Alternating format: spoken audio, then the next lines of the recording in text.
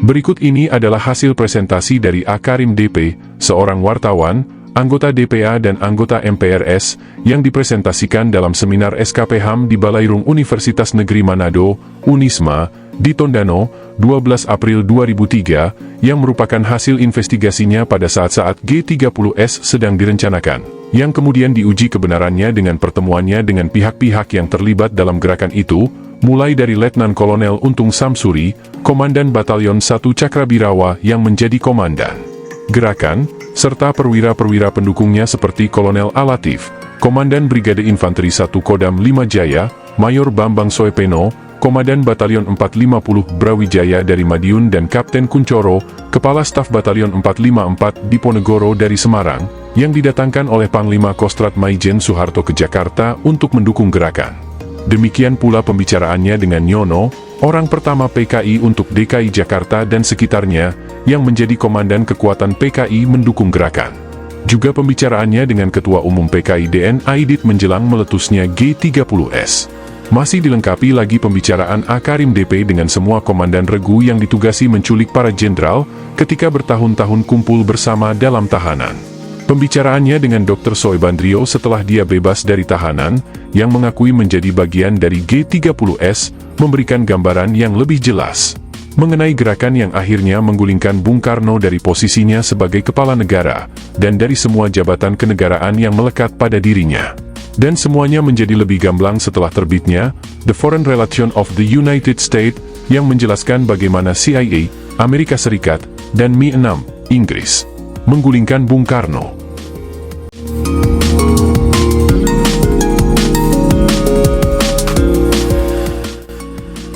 Apa sebab Bung Karno bisa digulingkan? Oleh Akarim DP. Ada sebuah pertanyaan yang pernah ditujukan kepada saya, sebuah pertanyaan yang amat berat, tapi sekaligus juga pertanyaan yang cerdas. Apa sebab Bung Karno bisa digulingkan? Maksudnya setelah meletus G30S. Belanda yang berpengalaman 350 tahun menjajah Indonesia dan menindas rakyat Indonesia habis-habisan, tidak mampu menundukkan Bung Karno yang menuntut Indonesia merdeka sekarang juga. 5 tahun perang kemerdekaan, di mana Belanda sudah berhasil menangkap Bung Karno, perlawanannya tidak dapat dipatahkan. Akhirnya dunia menjadi saksi, pada tanggal 27 Desember 1949 di Istana de Dam Amsterdam, Ratu Belanda Juliana harus menyerahkan kedaulatannya atas Hindia Belanda kepada Indonesia di depan mata dunia, sambil meneteskan air mata. Tapi mengapa pada tahun 1967 Bung Karno melepaskan kekuasaannya direbut Jenderal Soeharto? Ini bertentangan dengan ajaran Bung Karno sendiri, untuk jangan sekali-kali menyerahkan kekuasaan yang ada di tangan dengan sukarela kepada musuh. Apakah Bung Karno sudah sangat lemah semangat juangnya, sehingga tidak ada alternatif lain kecuali menyerah? Orang awam bisa menjawab, Bung Karno bisa digulingkan karena memang dia mau digulingkan, tapi tentunya tidak sesederhana itu. Ruslan Abdul Ghani mengatakan, bahwa Bung Karno menyatakan kepadanya begini, "Charus, saya sadar bahwa saya mau tenggelam. Biarkanlah saya tenggelam asal rakyat Indonesia tetap bersatu." Saya tidak mendengar langsung Bung Karno berkata begitu, karena saya sudah ditahan. Tapi kalau Bung Karno bersikap seperti apa yang dikatakan oleh Pak Ruslan, perlu diteliti apa sebabnya. Karena hati kecil kita akan mengatakan bahwa sikap itu tidak sesuai dengan karakter Bung Karno yang kita kenal, yaitu tidak mudah menyerah. Apalagi kepada Jenderal Soeharto hanya orang bawahannya. Namun itulah yang terjadi. Mengapa? Pada Hari Maritim 1967, Bung Karno diundang oleh Markas Besar Angkatan Laut untuk memberikan amanat langsung pada peringatan itu di Surabaya. Yang datang menghadap Bung Karno menyampaikan undangan 2 orang Laksamana Madya, yaitu Jatijan, waktu itu menjabat Menteri Maritim, dan Mursalim DM, Menko Wakil Ketua DPR GR. Bung Karno menolak. Alasannya, kalau ia ke Surabaya, kemungkinan besar akan timbul kesulitan dengan kemungkinan tidak bisa kembali ke Jakarta, karena rakyat Jawa Timur memang menghendaki komando perlawanan. Saya pernah membaca salah satu tulisan Jenderal Abdul Haris Nasution, katanya di Malang sudah disediakan 6 perumahan untuk ditempati Bung Karno dan keluarganya. Agaknya Bung Karno memperhitungkan, kalau ia berada di Surabaya, kemungkinan besar perang saudara tidak dapat dihindari. Jawa Timur dengan bantuan Jawa Tengah akan menyerang kekuatan Soeharto. Ini tidak diinginkan oleh Bung Karno. Biarkan saya tenggelam asal rakyat Indonesia tidak pecah, tetap bersatu. Demikian Bung Karno. Siapa yang menang jika pecah perang saudara? Tidak ada kalkulator yang bisa menghitungnya. Sungguh malang nasib Bung Karno, karena Jenderal Soeharto kemudian memerintahkan kepadanya supaya meninggalkan Istana Merdeka sebelum tanggal 17 Agustus 1967.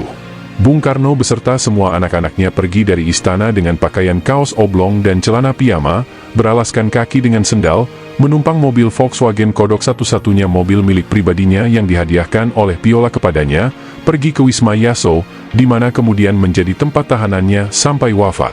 Semua kekayaannya ditinggalkan di istana, tidak sepotong pun yang dibawa pergi kecuali bendera pusaka merah putih yang dibungkusnya dengan kertas koran.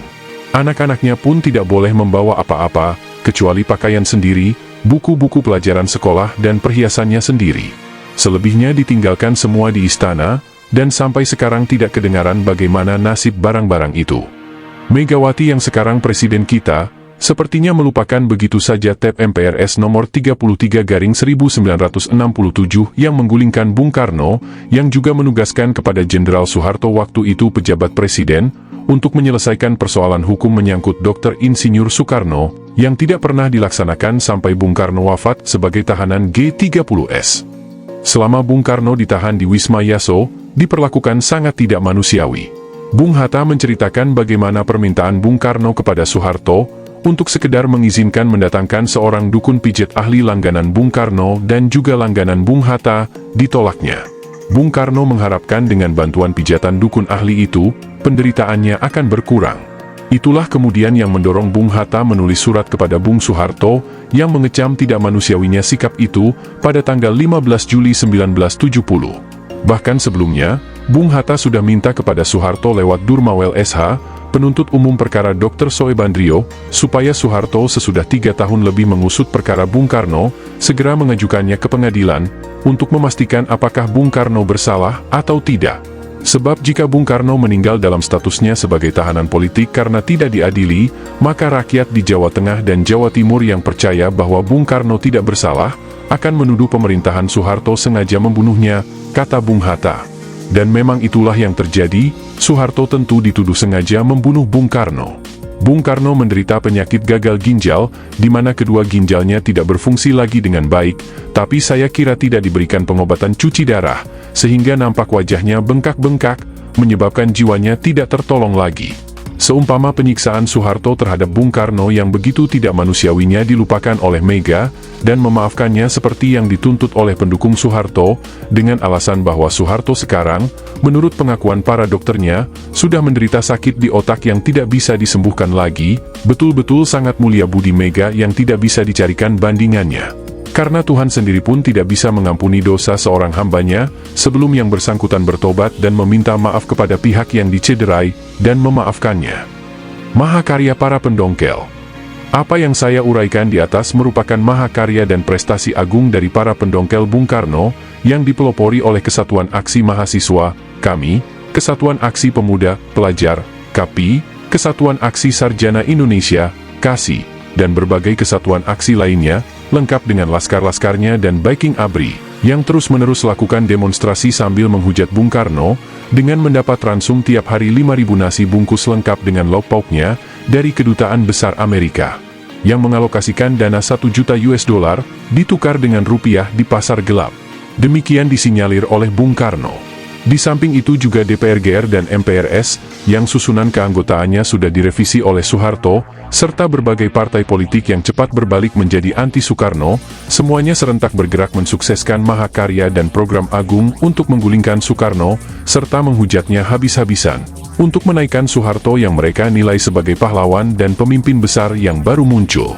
Partai Nasional Indonesia, partai yang didirikan oleh Bung Karno pada tahun 1927, dan terus-menerus mendukungnya, tiba-tiba dalam kongresnya di Bandung 28 April 1966, seperti Yudas mengkhianati Yesus, menyatakan mengingkari kepemimpinan Bung Karno. Bahkan dalam pernyataan kebulatan tekad, partai itu menyatakan tidak menghendaki lagi kembalinya Bung Karno dalam kepemimpinan nasional dan negara. Partai Komunis Indonesia yang tadinya berdiri paling depan mendukung Bung Karno, kini jangankan membela, menyelamatkan dirinya saja tidak mampu, karena garisnya yang mempertahankan legalitas dan kader-kadernya disuruh mendaftarkan diri di Front Nasional, langsung ditangkap atau dibunuh. PKI sendiri yang karena sejak awal sudah terlibat dalam gerakan, untuk menutupi keterlibatannya, partai ini menempuh jalan mempertahankan legalitas yang berakibat fatal. Banyak kader PKI yang tidak tahan uji, menerima jabatan menjadi interrogator dari penguasa, dan membuka isi perut partainya kepada musuhnya. Sesudah Soeharto berhasil didudukan di singgasana kekuasaan, ia segera ditopang bukan saja oleh ABRI, tetapi secara politik oleh Golkar, yang tidak lain dari partai politiknya Soeharto, yang selama 30 tahun didesain terus-menerus menang mutlak dalam pemilihan umum, dan terus-menerus juga memilih kembali Soeharto sebagai presiden. Soeharto duduk di singgasana kepresidenan selama 30 tahun, sedang Bung Karno yang memproklamasikan kemerdekaan hanya sempat berkuasa 20 tahun.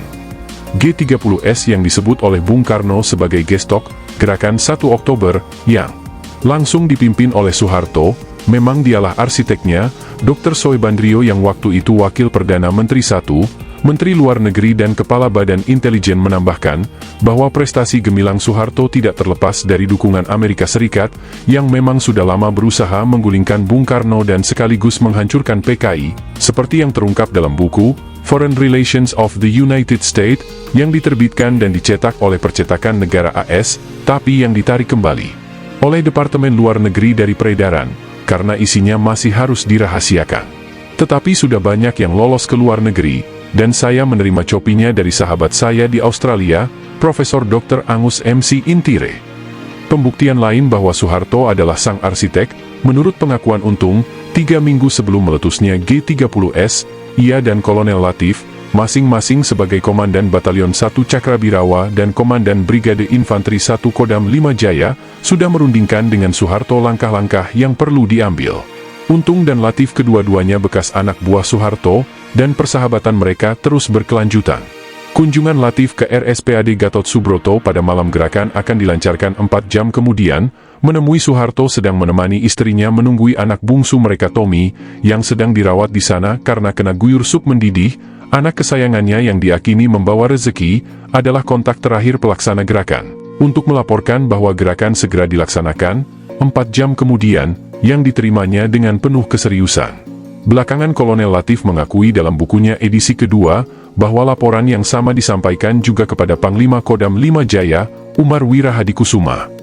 Jadi, kedatangan Latif ke RSPAD Gatot Subroto pada tanggal 30 September 1965 pukul 11 malam, sama sekali bukan untuk membunuh Soeharto, seperti yang pernah dikatakannya kepada seorang wartawan Jerman, tapi untuk menerima laporan akhir mengenai gerakan. Menurut seorang saksi, segera sesudah itu, Soeharto berangkat ke Kostrad untuk konsolidasi pasukan dan keliling kota melihat-lihat keadaan, lewat di depan RRI, kantor Telkom dan TVRI. Rencana ini diperhitungkan dengan cermat untuk menjamin kesuksesannya. Dengan seminggu sebelum pelaksanaan, Soeharto sebagai Panglima Kostrad mendatangkan 3 batalion pasukan tempur berpengalaman, masing-masing dari Semarang, Madiun dan Bandung, yang berada di bawah komando Kostrad. Kapten Kuncoro, Kepala Staf Batalion 454 Diponegoro yang ditahan satu sel dengan saya di Blok Isolasi Blok N Penjara Salemba, Jakarta, menceritakan bahwa ketika batalionnya tiba di Jakarta menumpang serentetan kereta api panjang, memuat prajurit, kendaraan, senjata ringan dan berat, serta peluru yang cukup untuk pertempuran 10 hari sebagaimana diinstruksikan, Soeharto datang mengucapkan selamat datang dan menginspeksi pasukan serta perlengkapan-perlengkapannya. Kendaraan yang sudah tua diganti dengan yang baru, begitu juga senjata-senjatanya. Semua tidak ada yang dilaporkan oleh Soeharto kepada atasannya, padahal persiapan gerakan ini beresiko tinggi, sehingga tidak ada secuil pun tindakan untuk mencegah dibunuhnya 6 jenderal teras Angkatan Darat yang diculik oleh gerakan militer, yang sudah dipersiapkan dengan baik. Ternyata jenderal yang diculik lalu dibunuh itu, adalah musuh-musuhnya Soeharto, demikian diterangkan oleh Dr. Soebandrio. Banyak keterangan yang bisa saya gali dari Kapten Koencoro, Kepala Staf Batalion 454 Diponegoro, Mayor Bambang Soepeno, Komandan Batalion 530 Brawijaya, dan Kapten Suradi, Kepala Seksi Satunya Kolonel Latif, ketika saya berkumpul dengan mereka satu sel dalam tahanan isolasi di Blok N Penjara Salemba, yang tidak mungkin saya ceritakan semua di sini karena memerlukan waktu panjang, namun semuanya memperjelas keterlibatan Soeharto dalam G30S. Di penjara Salemba saya pernah bertanya kepada M. Naibaho, staf Agitprop PKI, dan pemimpin redaksi Harian Rakyat, organ resmi PKI, mengapa PKI mendukung G30S, padahal gerakan itu kalah? Jawabnya, karena waktu itu PKI berpendapat, minimal dengan kehadiran 2 batalion tentara dari Semarang dan Madiun yang katanya progresif atas perintah Soeharto, adalah kesempatan yang tidak akan berulang lagi. Oleh karenanya, gerakan didukung untuk menghancurkan kekuatan di AD yang anti-PKI dan anti-kabinet Nasakom. Tapi ada alasan lain yang layak dipertimbangkan, karena bersumber dari orang. Pertama PKI, yaitu DN Aidit. Kebetulan Aidit yang ikut dalam delegasi Indonesia ke Konferensi Asia Afrika kedua di Aljazair di bawah pimpinan Presiden Soekarno, yang gagal, berangkat dari Jakarta 23 Juni 1965 dan berhenti sampai Kairo, tidak melanjutkan ke Algier. Hari itu gedung konferensi diledakkan dengan bom, yang tidak diketahui siapa pelakunya. Aljazair sendiri-sendiri sedang dalam kondisi politik yang tidak stabil, karena tiba-tiba saja menjelang penyelenggaraan KAA kedua, Presiden Ben Bella dikup oleh Kolonel Houari Boumediene, Panglima Tentara Pembebasan Aljazair pada tanggal 19 April 1965. Ben Bella dituduh bertindak sewenang-wenang selama masa kekuasaannya yang 641 hari, mau kuasa sendiri, seorang diktator yang meninggalkan dasar musyawarah. Saya sendiri ikut dalam rombongan ini sebagai wartawan.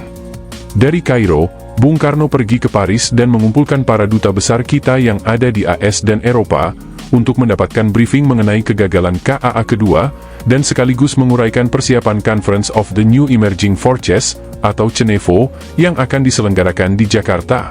Di Paris Aidit berjumpa dengan 6 tokoh partai komunis Aljazair yang melarikan diri dari negerinya, karena takut ditangkap oleh Boumediene. Kata Aidit kepada saya, justru dia minta kepada mereka supaya segera kembali ke Aljazair, dan memobilisasi massa rakyat untuk mendukung Boumediene. Karena dinilainya, berbeda dengan Coupe d'Etat yang bisa dikenal, Coupe Boumediene ini berwatak progresif. Aidit yang saya interview sesudah pertemuannya dengan kamerat-kameratnya dari Aljazair dan tokoh-tokoh Partai Komunis Perancis, mengatakan pendapatnya, bahwa Coupe seperti yang dilancarkan oleh Boumediene, apabila didukung 30 PCT rakyat, bisa bermutasi menjadi revolusi. Ia berjanji akan menjelaskan kepada saya teorinya itu di tanah air. Waktu itu ia tergesa-gesa mengejar pesawat terbang yang hendak berangkat ke Moskow, dan memisahkan diri dari rombongan Bung Karno, dengan membawa teorinya itu, mungkin hendak diterapkan di Indonesia. Sayangnya sejak itu, saya tidak pernah lagi bertemu dia sampai ia dieksekusi atas perintah Soeharto. Mungkin teori inilah yang diterapkannya di Indonesia, karena dalam sidang Dewan Harian Politbiro PKI tanggal 28 September 1965, diputuskan mendukung gerakan perwira muda yang tergabung dalam G30S, yang bertujuan hendak mematahkan gerakan para jenderal yang beroposisi terhadap Bung Karno, dan hendak merevisi ajaran-ajarannya, dan sekaligus menghendaki terbentuknya kabinet baru dengan intinya para jenderal. Tapi ketika saya berjumpa dengan Ismail Bakri, Sekretaris CDB PKI Jawa Barat di Bandung, ketika kami sudah sama-sama bebas, ia mengaku ikut hadir dalam sidang Dewan Harian Politbiro yang dimaksud, dan menyatakan tidak mendukung putusan itu. Ia mengeluarkan statement yang menolak keikutsertaan PKI mendukung G30S. Nasib sial Untung. Nasib sial menimpa Letkol Untung, meskipun ia sudah membantu Soeharto. Dr. Soebandrio mengatakan kepada saya, Soeharto memutuskan Untung harus dibunuh sesuai petunjuk dukunnya, karena inilah syarat untuk kejayaan Soeharto. Sebetulnya, kata Subandrio, ia sendiri juga akan dieksekusi 4 hari sesudah Untung, tapi oleh suatu keajaiban mendadak dibatalkan. Untung sempat mengucapkan selamat tinggal sampai bertemu di sana, sambil menunjuk ke langit, kepada Dr. Subandrio. Subandrio menceritakan dalam bukunya Kesaksianku tentang G30S, ini saya mengulangi saja karena mungkin saudara-saudara sudah membaca bukunya. Suatu hari di akhir tahun 1966, Untung dijemput dari selnya di penjara Cimahi oleh beberapa sipir penjara. Diberitahukan bahwa ia akan dieksekusi. Itulah saat-saat terakhir Untung menjalani hidupnya. Kata Dr. Subandrio lagi, saya dan Untung yang sudah akrab selama berada dalam satu penjara di Cimahi, benar-benar hanyut dalam suasana haru. Saya bukan saja terharu, tapi juga panik. Sebab Ahmad Durmawel SH, auditor militer yang mengadili saya, saat itu memberitahukan, bahwa saya akan mendapatkan giliran 4 hari kemudian. Saya ingat saat itu hari Selasa, berarti saya akan dieksekusi pada hari Sabtu. Sebelum Untung dijemput untuk dibawa keluar penjara, saya sempat menemuinya. Saat itu ia sudah ditanya tentang permintaan terakhir seperti lazimnya bagi orang yang akan dieksekusi. Mungkin karena Untung panik, ia tidak minta apa-apa. Untung juga sudah tahu bahwa saya akan dieksekusi hari Sabtu. Maka pertemuan saya dengan Untung benar-benar luar biasa. Kami memang hanya berhadap-hadapan dengan pakaian seragam narapidana, namun hati kami tidak keruan. Untung segera akan ditembak, sedangkan saya 4 hari lagi. Saat itu ada kalimat perpisahan dari Untung yang saya ingat sampai sekarang. Bahkan saya ingat suasana hening saat itu, ketika Untung menyampaikan kata-kata perpisahannya kepada saya. Para sipir dan tentara berwajah angker lengkap dengan senjata mautnya, dalam sikap siaga mengawal Untung dan mengawasi saya dari jarak yang agak jauh. Mereka seperti maklum dan memberikan kesempatan terakhir kepada Untung untuk berpesan kepada saya, kata Soebandrio. Untung mengatakan demikian. Pak Ban, selamat tinggal, jangan sedih. 4 hari lagi kita bertemu di sana, sambil menunjuk ke langit. Untung mengucapkan kata perpisahannya dengan suara bergetar. Matanya kelihatan berkaca-kaca. Perwira yang gagah berani itu, pahlawan pembebasan Irian Barat yang diterjunkan dari udara, tidak menangis. Tapi saya lihat dia dalam kondisi sangat panik. Ia benar-benar tidak menyangka akan dikhianati oleh Soeharto. Jika menengok hari-hari sebelumnya, Untung begitu sering mengatakan kepada saya, bahwa tidak mungkin Soeharto akan mengkhianatinya. Sebab ia adalah sahabat Soeharto, dan ia mengulangi lagi, bahwa Soeharto sangat mengetahui rencana G30S, bahkan memberikan bantuan pasukan. Karena itu ia sangat yakin tidak akan dikhianati oleh Soeharto. Tapi toh kenyataannya berakhir demikian. Menanggapi keyakinan Untung, saya tidak bisa bicara apa-apa. Saya hanya mengangguk-angguk. Para sipir dan tentara yang mengawal kami, menyaksikan semua adegan singkat tapi mengharukan ini. Menjelang senja, dengan pengawasan ekstra ketat, Untung berjalan menuju pintu gerbang untuk meninggalkan penjara Cimahi. Saya mengamatinya dari penjara, dan ia tampak berjalan tegap. Mungkin ia sudah bisa menguasai perasaannya. Saya kemudian mendengar bahwa Untung dieksekusi di sebuah desa di luar kota Bandung. Saya tidak sempat lagi sedih memikirkan nasib Untung. Hidup saya sendiri akan berakhir sebentar lagi. Terus terang, setelah Untung dieksekusi, saya benar-benar gelisah. Manusia mana yang tidak takut jika hari kematiannya sudah ditentukan? Tapi, inilah keajaiban, Presiden AS Lyndon B. Johnson dan Ratu Kerajaan Inggris Elizabeth, di luar pengetahuan saya mengirimkan surat kawat kepada Soeharto. Saya mengetahui ini dari seorang sumber beberapa hari kemudian. Isi surat kawat dari kedua kepala negara itu ini juga ajaib, hampir sama intinya berbunyi demikian, Subandrio jangan ditembak. Saya tahu, dalam G30S dia tidak terlibat. Itulah pengakuan Dr. Subandrio sendiri. Tentu saja pernyataan Presiden Johnson dan Ratu Elizabeth yang sama itu kembali menjadi keajaiban besar, karena Subandrio sendiri mengatakan dalam bukunya Kesaksianku tentang G30S, bahwa ia bukan sekedar bagian dari sejarah G30S, melainkan pelaku sejarah itu sendiri. Biarlah sejarah mencatat siapa yang jujur dan siapa yang bohong. Saya hanya ingin menambahkan nasib Bung Karno, yang juga sangat berjasa kepada Soeharto, karena mengangkatnya menjadi jenderal setelah menyelamatkannya dari pengadilan militer, karena perbuatan korupsinya sewaktu menjabat Panglima Diponegoro, dengan mengganjarnya dengan hanya disuruh belajar di Seskoat, yang justru ijazahnya dijadikan modal untuk menggulingkan Bung Karno dan menyiksanya. Saya mendengar sepenggal cerita dari orang yang mengakui ikut memperhatikan dan mendengar dialog saat-saat Bung Karno koma. Sebentar-bentar telepon berdering, kira-kira menanyakan bagaimana kondisi Bung Karno. Belum, dijawab dari telepon jaga di RSPAD Gatot Subroto. Akhirnya cairan dari tabung infus tidak menetes lagi, tanda jantung tidak lagi berfungsi, telepon yang terus berdering dijawab, sudah selesai. Innalillahi wa inna ilaihi rojiun. Bung Karno pergi dengan meninggalkan warisan besar kepada Soeharto berupa pangkat jenderal, setelah menyelamatkannya dari pengadilan militer karena korupsinya, kemudian Soeharto mengkhianatinya. Sudisman, Sekjen CCPKI, telah mengeluarkan buku kritik dan otokritik. Saya kira saudara-saudara sudah membacanya, yang secara tidak langsung mengakui keterlibatan PKI dalam G30S. Pada awal tadi sudah saya katakan, bahwa panitia seminar minta kepada saya untuk menjawab pertanyaan yang amat berat, apa sebab Bung Karno bisa digulingkan? Kalau saudara-saudara sudah membaca buku Foreign Relations of the United States, yang mengenai Indonesia saja 800 halaman, menunjukkan betapa pentingnya Indonesia di mata Amerika, akan menemukan jawaban pertanyaan di atas. Dokumen itu mengungkapkan upaya Amerika hendak menjatuhkan Bung Karno dan menghancurkan PKI, upaya mana berhasil. Katakanlah upaya itu adalah faktor eksternal, yang seharusnya tidak menentukan jika tidak mendapat dukungan dari faktor internal yang kuat. Oleh karena itu saya berpendapat, bahwa tergulingnya Bung Karno yang berawal dari terjadinya malapetaka G30S, sesuai dengan kesimpulan Bung Karno sendiri, ialah karena adanya 3 faktor sebagai berikut. 1. Lihainya Nekolim. 2. Keblingirnya pemimpin-pemimpin PKI. 3. Adanya ketidakberesan dalam tubuh aparat kita sendiri. Sesungguhnya rumusan Bung Karno itu diperluas olehnya. Rumusan yang pas dan sesuai dengan kenyataannya, ketiga faktor yang menyebabkan terjadinya G30S ialah 1. Adanya intervensi Nekolim di Indonesia, AS dan Inggris, yang diikuti dengan persiapan melakukan invasi atau menyerbu ke Indonesia, meskipun dikatakan secara terbatas. 2. Keblinger-keblingirnya pemimpin PKI yang tadinya merupakan kekuatan besar pendukung Bung Karno, karena mengharapkan kepentingan politik yang lebih besar dari kemungkinan menangnya gerakan tersebut. Ini dibuktikan dengan dibentuknya Dewan Militer oleh PKI menjelang gerakan dimulai, dan semua rapat persiapan G30S dari perwira-perwira muda, dipimpin oleh Syam Kamaruzzaman, Ketua Biro Ketentaraan, Biro Khusus menurut istilah Orde Baru.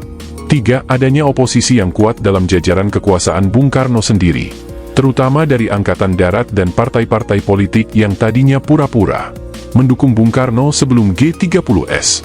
Sebagai ganti Nasakom, mereka memperkenalkan istilah baru, Soekarnoisme, yang ditolak oleh Bung Karno, karena tafsirannya sesuai selera mereka sendiri, yang dipopulerkan oleh Badan Pendukung Soekarnoisme, atau BPS, dan mendapat dukungan dari Angkatan Darat dan CIA.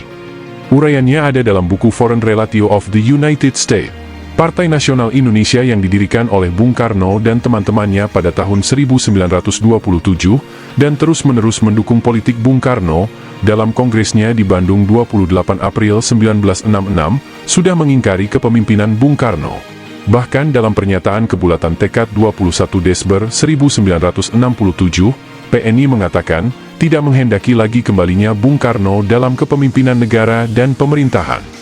Juga PKI yang tadinya mendukung Bung Karno, jangankan membela, untuk menyelamatkan dirinya sendiri saja sudah kerepotan.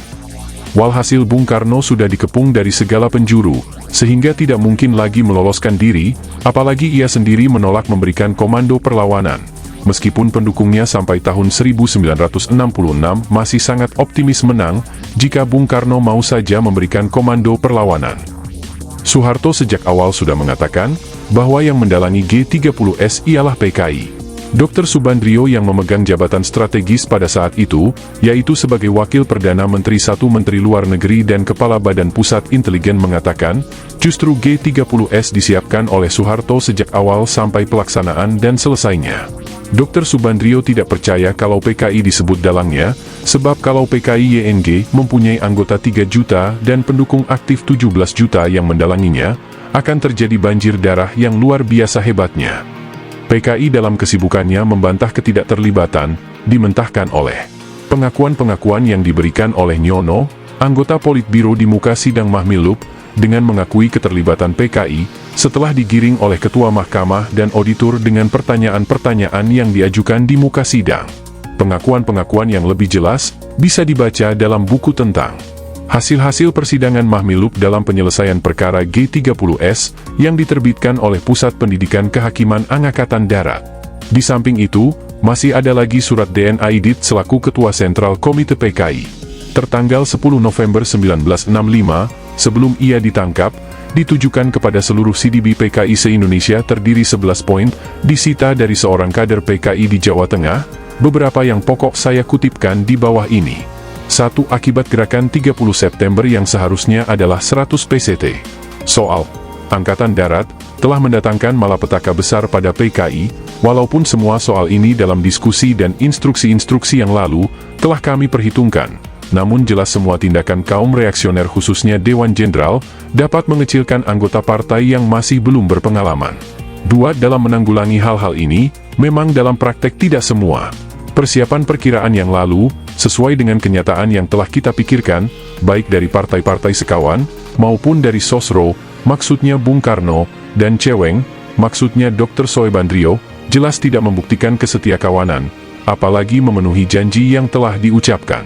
3. Karena itu sekali lagi CC Partai perlu menandaskan, semua ini walau tinggal satu orang partai duduk, akan tetap berjuang.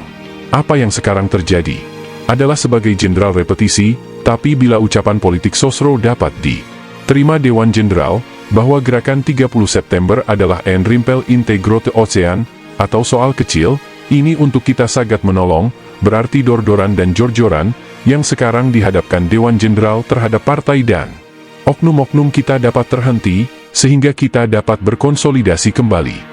4. Sebagai instruksi yang lalu dan salinan surat kami pada Sosro yang kami sampaikan kepada CDB di Jawa, walaupun sekaligus belum tercapai, CC Partai yakin, usaha-usaha Sosro dan Ceweng sedang mengarahkan kepada soal-soal yang kami usulkan pada tanggal 6 Oktober yang lalu, tapi kami lebih yakin, bahwa bila Sosro hingga kini belum secara tegas berbuat, tak lain karena dia tidak begitu saja dapat melangkahi Dewan Jenderal yang ada di depan hidungnya.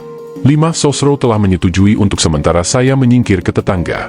Sebenarnya askan saya bertemu ombak, berarti tercapailah penyingkiran itu, juga pihak Gatot Kotjo, AURI, telah menyanggupi mengirim belalang, pesawat terbang, untuk membawa kalau melangkahi daerah Dewan Jenderal. Bila ini berhasil, berarti jaminan bagi perjuangan jangka panjang telah ada, sebab dari sana semua persetujuan Sosro dengan tetangga akan digugat terus. Jelasnya dalam memperjuangkan konsep partai kita, tidak peduli akan korban, bila perlu Sosro jadi korban, bila dia tidak memenuhi semua perjanjian. Poin-poin selanjutnya lebih memberikan semangat supaya meneruskan perjuangan, sambil mengingatkan, poin 9, bahwa Sosro dan Ceweng tidak akan berkhianat, maka dari negara tetangga perjanjian-perjanjian yang telah kami sampaikan secara rahasia, pada bulan Agustus yang lalu, terpaksa diumumkan. Dan ini berarti lonceng kematian dan kehancuran bagi Sosro, Ceweng. Tapi pengumuman janji ini tidak pernah ada. Aidit juga minta disiapkan semua fakta dan dokumen penulisan buku putih pengkhianatan Dewan Jenderal. Tentang Dewan Jenderal yang terus disebut-sebut Aidit, cukup menarik. Keterangan Profesor Dr. Wertheim dari Belanda yang terkenal membela PKI, menulis dalam makalahnya Missing Link, Mata Rantai yang Hilang, bahwa tadinya ia memang percaya adanya Dewan Jenderal. Tapi setelah menelusuri keterangan yang ada, ia berubah pikiran menjadi tidak ada. Bahkan pengakuan Mayor Rudito, dari SWAT 1, di muka sidang Mahmilub tentang adanya rekaman rapat Dewan Jenderal, dianggap isi rekaman itu sebagai rekayasa, sedangkan mata rantai yang putus akhirnya dia temukan, yaitu Soeharto. Jadi, Soehartolah dalang G30S, kata Wertheim. Pesanan 5.000 kepala orang PKI. Sekarang bagaimana pengakuan Amerika? Mati-matian Amerika membantah keterlibatannya, kecuali mantan duta besar Amerika di Jakarta Marshall Green mengakui bahwa AS mendapat keuntungan dari kejadian itu. Menurut seorang wartawan Amerika Nona Kathy Kadani dari State News Service, Marshall Green adalah salah satu expert pada Biro Intelijen dan Penelitian State Department. Dialah yang mengatur segala bantuan AS untuk Soeharto. Dia pula menurut Bung Karno, yang memerintahkan menukar $1 juta AS di pasar gelap dengan rupiah, yang digunakan untuk membeli nasi bungkus dengan lauk pauknya, untuk makan 5.000 demonstran yang tiap hari berdemonstrasi menghujat Bung Karno, dan menuntut supaya diturunkan dari jabatan presiden. Keterlibatan AS memang sudah sangat jelas, apalagi setelah terbitnya buku Foreign Relations of the United States, yang tebalnya 800 halaman khusus mengenai Indonesia, memuat dokumen-dokumen tentang keterlibatan AS. Memang mula-mula pejabat-pejabat resmi AS membantah keterlibatannya, tapi di lain pihak, ada juga orang Amerika seperti Kathy Kadani yang membocorkan rahasia, dan lebih jelas lagi apa yang dimuat dalam buku Foreign Relations of the United States. Kathy Kadani melaporkan, bahwa pada tahun 1965 hingga 1966, CIA memesan 5.000 kepala orang-orang PKI yang harus dibantai atau dipenjarakan. Nama-nama mereka diserahkan kepada Angkatan Darat, dan selalu dikontrol apakah sudah dilaksanakan atau belum. Ternyata yang dibantai lebih banyak dari yang dipesan. Tentu menyenangkan sekali bagi AS. Ada laporan yang menarik dimuat dalam Foreign Relations of the United States, bahwa di Jawa Tengah dan Jawa Timur sepanjang tahun 1966, adalah hal-hal yang biasa, bahwa setiap malam dibantai 50-100 orang di banyak tempat. Laporan dari konsulat AS di Surabaya menyebutkan, Ada 3.500 warga PKI yang dibunuh di Kediri dalam periode 4-9 November 1965, dan 300 orang di daerah sekitar 30 km dari Kediri. Di Bali, 8.000, kata laporan itu. Seorang diplomat AS yang bertugas di Jakarta pada tahun 1970, Richard Howland, membantah seolah-olah jumlah korban PKI yang dibunuh dalam peristiwa G30S 1,5 juta. Katanya dia pernah mencari keterangan dari seorang letkol AD, mengatakan bahwa total korban di Jawa 50.000, di Bali 6.000 dan di Sumatera Utara 3.000. Diplomat itu mengatakan bahwa ia tidak setuju dengan metode yang digunakan sang letnan kolonel menghitung jumlah itu, namun jika dikombinasikan dengan data yang dimilikinya, jumlah yang mendekati kebenaran 150.000 saja, kata Richard Howland. Kedutaan Besar AS di Jakarta mengakui bahwa di Indonesia memang terjadi pembasmian orang-orang komunis, tapi katanya lagi, banyak cerita yang dilebih-lebihkan. Jumlah korban 100.000 atau mendekati 1 juta orang, sebenarnya tidak pernah diketahui dengan pasti. Karenanya sulit untuk mereka reka berapa jumlah yang sesungguhnya. Oleh karenanya lebih bijaksana jika mengakui yang lebih kecil. Orang Indonesia, kata laporan itu, memang suka melebih-lebihkan fakta. Bahwa jumlah yang dibantai di Indonesia, tidak ada angkanya yang pasti, karena memang belum pernah diadakan penelitian oleh siapapun. Panitia Amnesty International yang berpusat di London menaksir 1 juta. Surat kabar Washington Post memperkirakan 500.000, sedang CIA memperkirakan hanya 250.000, tapi menyebutnya itu pun sebagai salah satu pembunuhan massal terburuk dalam abad 20.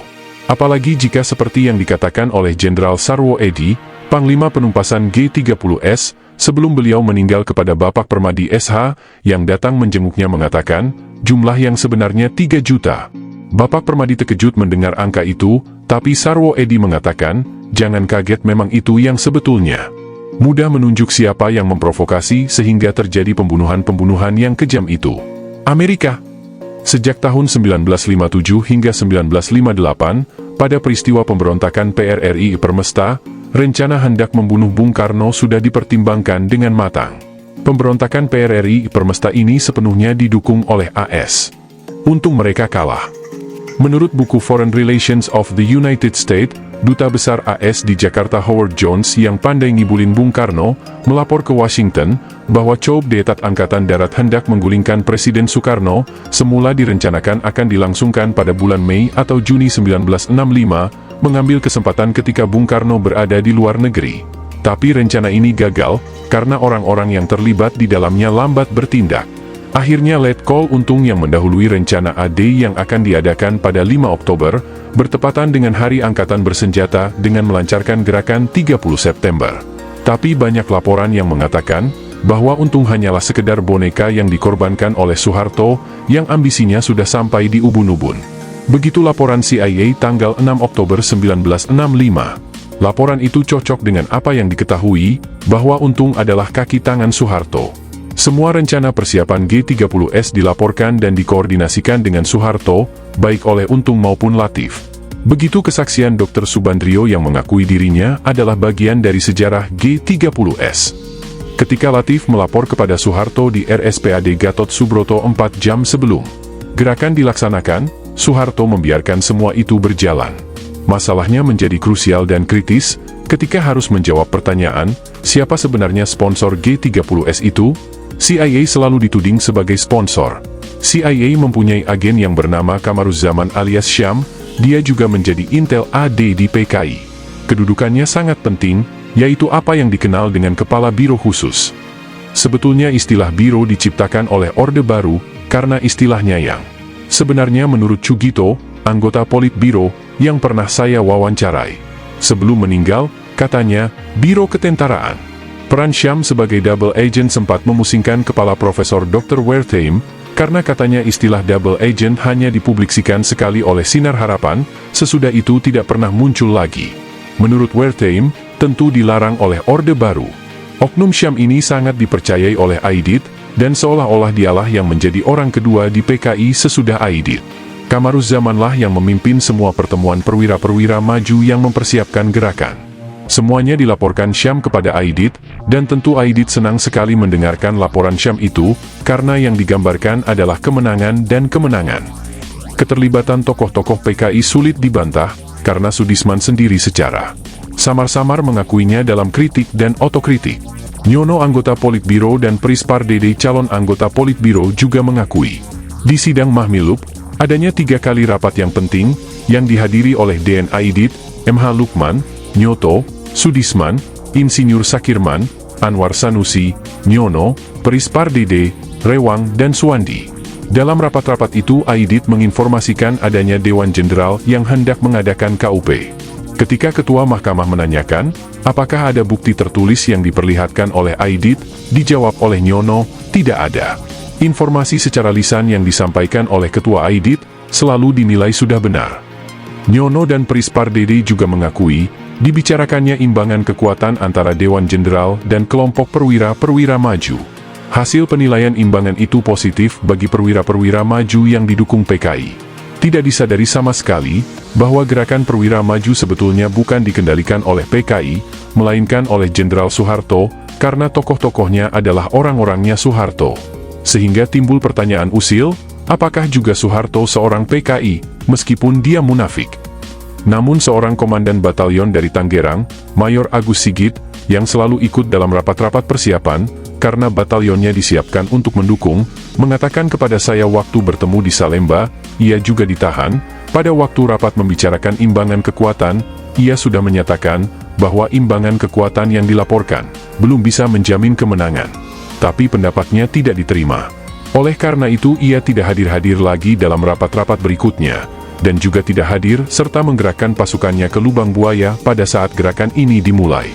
Tapi PKI sangat percaya diri. MH Lukman pernah menulis buku yang menilai bahwa PKI telah berdominasi di bidang politik, satu penilaian yang sama sekali tidak terbukti kebenarannya. Anggota Politbiro Anwar Sanusi menjelang 30 September 1965 mengatakan di hadapan sukarelawan di hadapan BNI, bahwa kita sekarang sedang berada dalam situasi di mana Ibu Pertiwi sedang hamil tua. Sang bidan siap dengan alat-alat peraji yang diperlukan, untuk menyelamatkan sang bayi yang adalah kekuatan politik yang sudah ditentukan dalam Manipol, itulah G30S. Sebenarnya apakah yang didesain dengan mencetuskan G30S? Apakah memang dimaksud UNUT mencari pemimpin baru untuk memimpin revolusi? Ya, memang hendak mendudukan Jenderal Soeharto di atas singgasana kepresidenan yang bersepuh darah. Oleh karena itu, sesungguhnya semua kekuatan yang pernah aktif bergerak di sekitar terjadinya G30S, ikut menyumbang pada krisis politik yang kita alami. Sampai sekarang. Dan sekarang pun akibatnya kelihatan masih terus hidup. Nostalgia, yang hendak memaksakan stabilitas keamanan melalui pola militer yang mungkin akan menciptakan kembali hal-hal yang mengerikan. Saya hanya ingin bertanya, tidaklah pantas kita belajar dari Bung Karno, yang selama masa kepemimpinannya berhasil menjadikan Indonesia survive sebagai nasion yang bersatu, sekalipun begitu beragam budaya yang ada di masyarakat kita, yang tidak ada bandingannya di planet kita ini. Bung Karno berhasil sebagai pembangun dan pemersatu Indonesia, dengan sistem Pancasila sebagai hasil pemikirannya, yang mengilhami dan menjadi sumber terbaik bagi menata kembali masyarakat kita. Wawasan Soekarno berhasil menguasai masa depan politik dan ekonomi Indonesia, meskipun belum sempurna.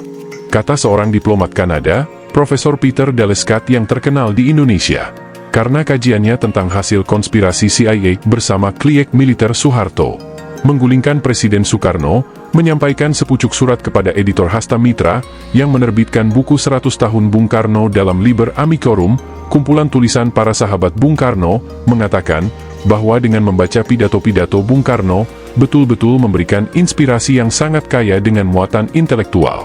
Justru sekarang wawasan Bung Karno mempunyai peluang lebih besar direalisasi, terutama ajaran Pancasilanya, yang bukan saja cocok untuk Indonesia tapi juga cocok bagi dunia.